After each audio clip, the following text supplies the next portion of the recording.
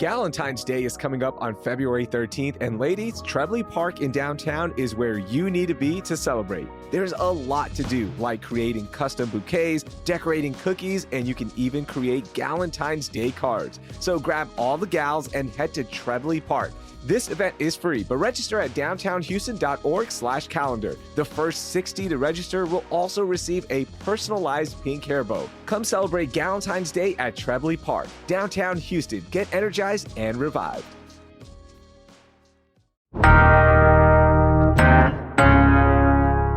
Today on CityCast Houston. Are you looking for a long weekend getaway for winter break or for President's Day? Well, we have you covered with lots of great ideas for winter trips with Sofia Gonzalez, travel and food reporter at Houstonia Magazine.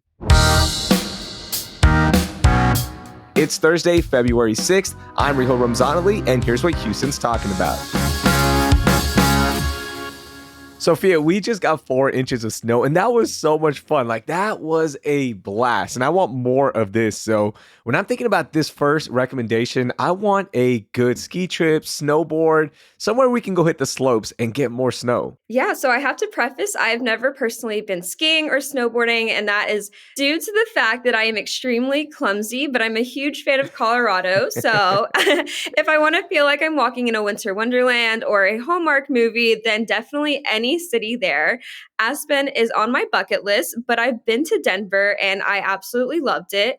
And side note, if you have a chance, be sure to catch a show at Red Rocks. It's unreal. It's amazing. That's on my bucket list. I've been wanting to go there so badly. Red Rocks, by the way, is this amphitheater, natural amphitheater, and it is one of the best concert experiences that everybody tells me about. You got to do it. So sorry to cut you off, but I'm so excited about that to go there one day.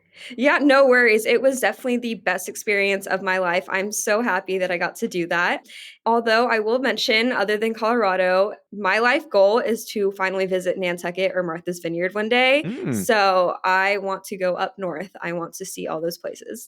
I like that so much. Denver is a great city, right? Because you can just stay in Denver proper, or you can drive up to one of the many resorts, as you mentioned, Aspen being one of the marquee ones. And it is expensive. So I will throw that out there. So here's one that I want to recommend when it comes to snowboarding or skiing, and it's Albuquerque, right? New Mexico. It is such an underrated city for skiing. They have this area called Sandia Peak Ski Area. It's about 40 minutes away from Albuquerque, and the drive is so beautiful. Here's the best part. Look, I'm a little cheap, okay? The lift tickets, $30 or under. On the weekends even. And the lessons are affordable. The equipment rental is affordable. They have several slopes. It is one of my favorite places. It's not a stuffy Colorado resort, right? Because those do feel like, it's Colorado. This is just like locals having fun. And there's also a restaurant called Frontier Restaurant. You got to get their iconic sweet rolls. There's just cinnamon rolls. I always bring back 3 dozen. It's that good. So I want to throw Albuquerque into the mix. You can drive or fly as well. Yeah, I absolutely love that. I actually had a friend who worked at a resort in New Mexico, and he would always post all over social media. I was so jealous. I never got to visit him, but maybe I will add that to my bucket list. Yeah, in Albuquerque, you can just go to Sandia Peak, which is right there, 40 minutes, or there are a bunch of resorts within a 3-hour range that you can go to as well. Now, this one's not a resort, okay? This is just like a ski area. So you stay in Albuquerque, drive up, come back, 40 minutes, you're good to go. So that's my little tip right there. Okay, it might not be cold right now, Sophia, in Houston, but you still want to get to a beach, right? And that's something that people always think about with winter getaways as well. Give me some hot weather, give me a beach. Let me go somewhere that's fun and relaxing. Do you have a recommendation for us for that? Yes, so I thrive in warm, sandy weather. I absolutely love the beach. So that is my ultimate vacation, no matter the time of year. If I didn't want to go through the hassle of visiting another country, I would honestly escape to Miami. I know international travel can be very tiring. I've been to Miami many, many times. And although the actual city can be crazy, we see things on TikTok of Alex Earl's 24-hour party and things like that. Yes. But I have had a great and calm experience when I've gone to South Beach. There's a lot of regulations because of all the crazy spring breakers. So that is my recommendation. However, if you want to escape the country, I love Tulum. I actually went last year in March, and it was a great escape from Houston. Our weather, I mean, it can be a bit bipolar, and I got a great tan early on in the year. Hmm. Now with Tulum, is it good for families or no? Depends on the resort. Yeah. Definitely depends on the resort. I would say there are kid-friendly resorts. I've only ever been to adult all-inclusive ones, so Yeah, and people throw down in Tulum, and what I mean by throw down, they party all the time. I'm like on Instagram seeing people's stories. I'm like, man, do y'all ever rest? Is there like a relaxing day at all in Tulum, or you're always just partying?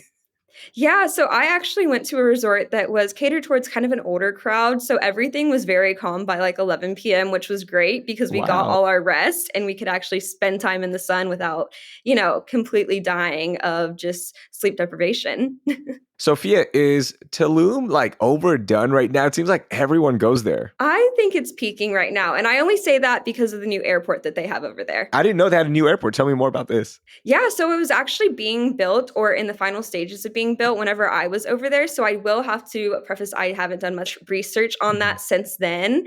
But yeah, there is a new airport going on over there because before you'd have to fly into Cancun, and then it's a pretty far drive from the Yeah. Cancun airport over to Tulum and all those resorts. I still like Cancun a lot just because of their hotel row, like on the beach, and there's a bunch of family friendly resorts. Now, again, I have two kids, so you and I are in different boats with that. But I always like Cancun. It's easy to get to. There's affordable rates at these resorts, and everything is at the resort. Right now, of course, I encourage people to go out and do the day trips. It's fun.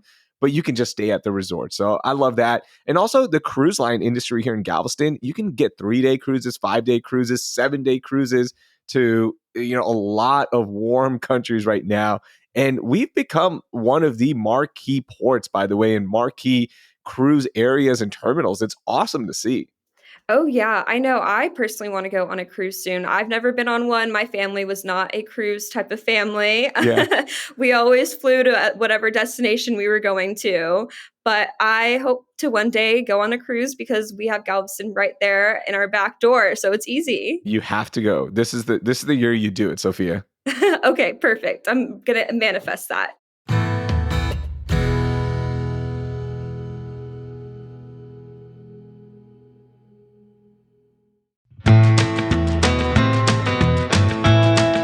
Look, there's no place like Texas, except when it comes to skiing or my personal favorite, snowboarding. And I get it, you're heading to snowier pastures, but before you leave Texas, grab one last taste of the real Texas in Amarillo.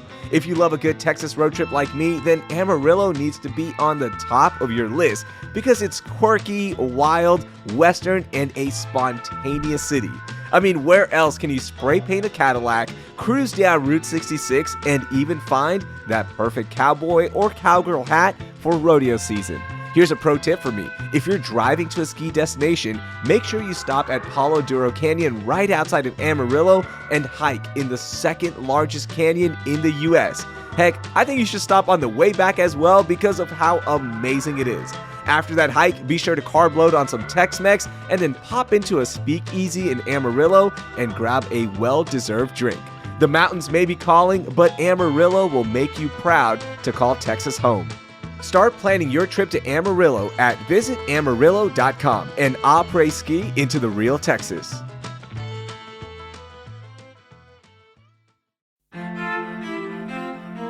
We're in those gloomy winter months right now, and for me, vibrant art always sparks some joy and light. And you can find some inspiration embarking on a stunning journey of light and color in the exhibition Gauguin in the World at the Museum of Fine Arts, Houston.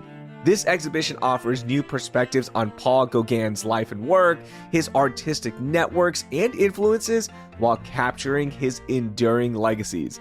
Featuring more than 150 of Gauguin's paintings, sculptures, prints, and drawings across 6 galleries, Gauguin in the World truly encompasses his entire career. It starts with his impressionist beginnings in Paris to his final years in South Pacific, with half of the exhibition devoted to his work in Tahiti and the Marquesas Islands. Gauguin in the World is on view through February 16th. You can learn more at mfah.org/Gauguin. That's mfah.org/GAUGUIN.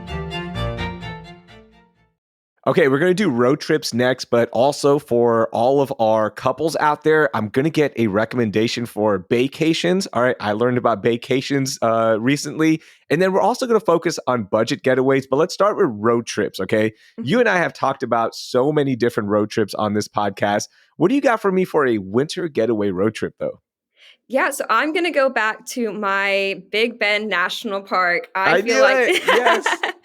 I feel like that is something that everyone has to do once in their life. It's the perfect spot for stargazing, horseback riding, and getting active even in the wintertime. It is a little far, yes, and you and I've talked about this a few times, but right now really is the perfect time, weather-wise, traffic-wise. You can stop in other cities. You can turn it into a Texas road trip, not just a Big Bend road trip, right? You can go San Antonio for one night, then break up the drive, maybe stop in Kerrville, which is so much fun.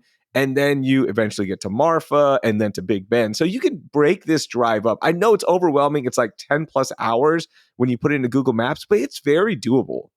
Yeah, exactly. And with breaking it up, you get to see all the Texas spots that we actually have. I'm pretty sure there are spots on that road trip that every person in Texas wants to see. With Marfa, we have that Prada art installation. Hmm. So, Kind of yeah. overrated. Kind of overrated. Intense sunsets if you go at sunset, but that Prada installation, like you get there and you're like, okay, there's the Prada. And it's far from Marfa, by the way. It's not close. Like it's Oh, good to another know. 45 minutes away from Marfa. And it's like you're driving on a 2-lane highway, so it's kind of like scary.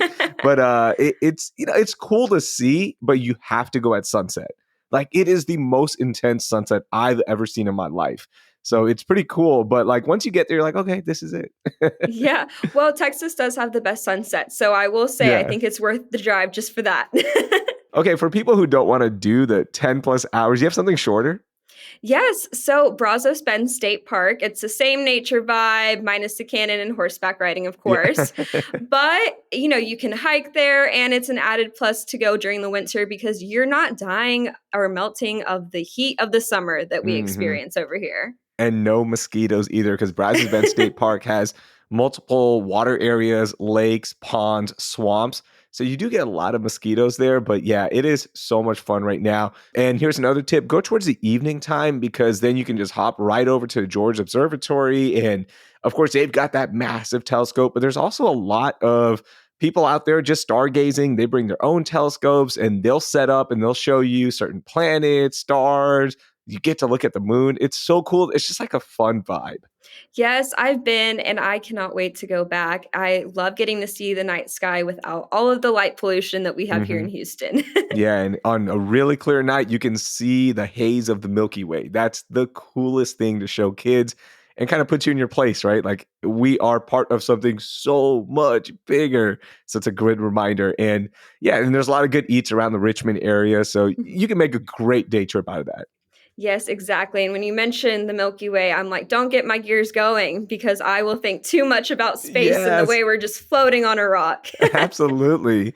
Now, Sophia, a lot of the places that we just recommended already, they can serve as a cool couples trip, but I need a good vacation, right?